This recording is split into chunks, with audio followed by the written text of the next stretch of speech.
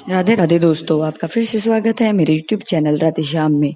आज हम आपको एक नया अध्याय, एक नया पुराण सुनाएंगे जिसका नाम है सुख सागर। वो सुनाने से पहले मेरी आप सबसे विनती है कि आप मेरे चैनल को लाइक, सब्सक्राइब और शेयर करना ना भूलें, ताकि हम आपके लिए अच्छी अच्छी पुराणे ला सके। राधे राधे। राधे राधे दोस्तों, आपका फिर से स्वागत है मेरे YouTube चैनल राधे श्याम में। आज हम आपको आगे की कथा सुनाते हैं। चोरी, जारी, हिंसा आदि अशुभ कर्म करने वालों को नीच, अछूत और मलीच समझकर कभी उनका संग नहीं करना चाहिए तथा शुभ कर्म करने वालों को श्रेष्ठ समझकर उनसे सदैव मेल और प्रेम करना चाहिए। किसी भी धर्मावलंबी को देखकर उससे वे द्वेष नहीं करना, बल्कि उससे प्रेम से मिलकर उसके अवगुणों को दूर करने का प्रयत्न करें। अपने मुख से कभी भी किसी की बुराई मत करो और अपनी प्रशंसा मत करो। वेद शास्त्र के बताए हुए मार्ग पर चलकर सदैव शुभ कर्म करते रहो और अवकाश मिलने पर मेरा चिंतन करो।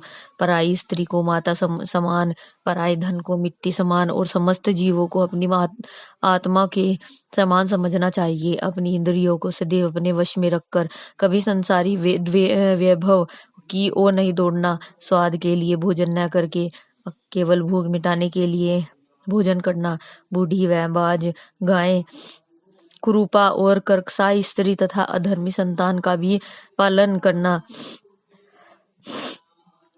प्रभु श्री कृष्ण बोले, हे उद्धव, इन नियमों का पालन करता हुआ जो भी कोई प्राणी मेरे में अपना चित्त लगाकर सच्चे मन से मेरी भक्ति करेगा, वह अवश्य ही संसारी सुखों को भोगकर मुक्त हो जाएगा। प्रभु श्री कृष्ण जी उद्धव से बोले, हे उद्धव, इस संसार में जितने भी शुभ कर्म हैं उनका पिता सत्संग और जितने भी अशुभ कर्म हैं उनका पिता लोभ समझना चाहिए। अतः मनुष्यों को सदैव सज्जन पुरुषों की संगति करके दुष्टों के संग से सदैव बचकर रहना चाहिए, क्योंकि इसको संग से बड़े बड़े महान योगी भी पथ भ्रष्ट होकर नरक में चले गए हैं और सत्य और सत्संग से बहुत बड़े बड़े पापी सर्वश्रेष्ठ होकर वैकुंठ में चले गए हैं। हे उद्धव, सत्संग में मेरी भक्ति प्राप्त होती है और मेरी भक्ति प्राप्त होने पर अवश्य ही प्राणी की मुक्ति हो जाती है। प्रभु श्री कृष्ण जी बोले, हे मित्र उद्धव, मेरी माया के 3 गुण हैं, सात्विक, राजस्य और तामस। सात्विक स्वभाव के मनुष्य सदैव धर्म और शुभ कर्मों में मन लगाकर सदैव मेरे ध्यान में मग्न रहते हैं। राजस स्वभाव के मनुष्य सदैव संसारी सुखों की इच्छा रखते हुए स्त्री, पुत्र और द्रव्यादिक में मन लगाए रहते हैं, किंतु तामस स्वभाव वाले मनुष्य सदैव क्रोध में भरे रहकर संसार का हिस्सा चाहा करते हैं। अतः सात्विक स्वभाव वाले मनुष्य सदैव सुखी और तामस स्वभाव वाले मनुष्य सदैव दुखी रहते हैं। ज्ञानी मनुष्य को सदैव अपना चित्त सात्विक गुणों की ओर लगाना चाहिए।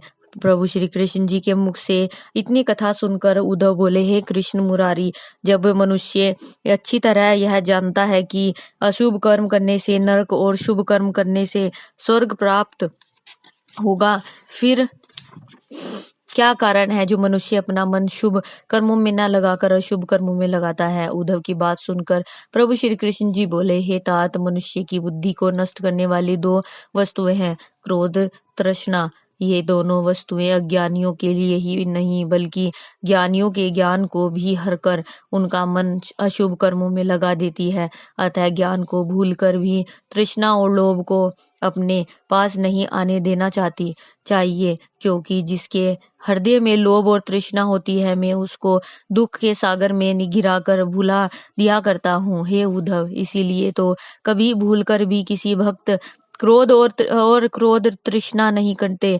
प्रभु श्री कृष्ण जी के मुख से यह सुनकर उद्धव जी बोले, हे श्याम सुंदर, आप मुझे क्रोध और तृष्णा से बचने का उपाय बताने की कृपया करें। हे उद्धव जी के मुख से यह सुनकर प्रभु श्री कृष्ण जी बोले, हे मित्र, मनुष्य को इनसे बचने के लिए मुझको ही सर्वज्ञ, सर्वत्र अंतर्यामी और समस्त प्रकार के शुभाशुभ कर्मानुसार समस्त प्राणियों को सुख दुख देने वाले समझकर संतोष से जीवन व्यतीत करना चाहिए और तथा किसी प्राणी को देखकर कभी डाहा नहीं करना, उसको स्वप्न में भी क्रोध और तृष्णा नहीं सताते।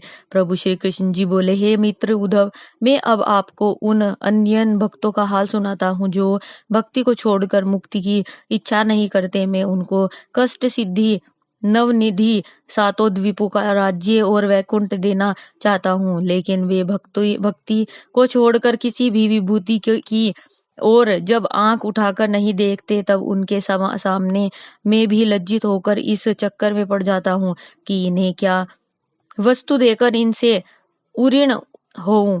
वे मेरे ध्यान में दिन रात पागल रहकर स्वप्न में भी सुख दुख का विचार नहीं करते। उन्हें जगत के समस्त जीवों में केवल मेरा ही सब रूप दिखाई देता है, अर्थात समस्त जीवों को वह मेरा ही रूप समझते हैं। अतः प्राणियों की पूजा करते रहते हैं, उनमें राग द्वेष तो होता ही नहीं है। हे उद्धव, ऐसे भक्तों को देखकर मैं भी आनंद में हो जाता हूँ और जहाँ उनका चरण टिकता है उस भूमि को प्रणाम कर उनकी रज को मस्तक पर धारण कर लेता हूँ। इसीलिए तुम्हें ही भी संसारी मोह माया और विषयों से मन हटाकर केवल मेरी भक्ति करनी चाहिए, क्योंकि सच्चे मन से मेरी भक्ति करने वाले के सम्मुख आठों सिद्धियां और 10 लघु सिद्धियां हाथ बांधे खड़ी रहती है। प्रभु श्री कृष्ण जी के मुख से यह ज्ञान भरी बातें सुनकर उद्धव जी बोले, हे माधव, मनुष्य को कौन सा कर्म करने पर ये सिद्धियां प्राप्त हो सकती हैं, आप मुझे बताए। उद्धव की बात सुनकर प्रभु श्री कृष्ण जी बोले, हे उद्धव, पुरुष को पहली सिद्धि प्राप्त करने के लिए गर्मी, सर्दी, कैड़ापन, स्पर्श और शब्द, जो कि अग्नि, जल, पृथ्वी, वायु और आकाश के गुण हैं, इन्हें अच्छी तरह जानकर सदैव इन्हीं से मेरा ध्यान करना चाहिए।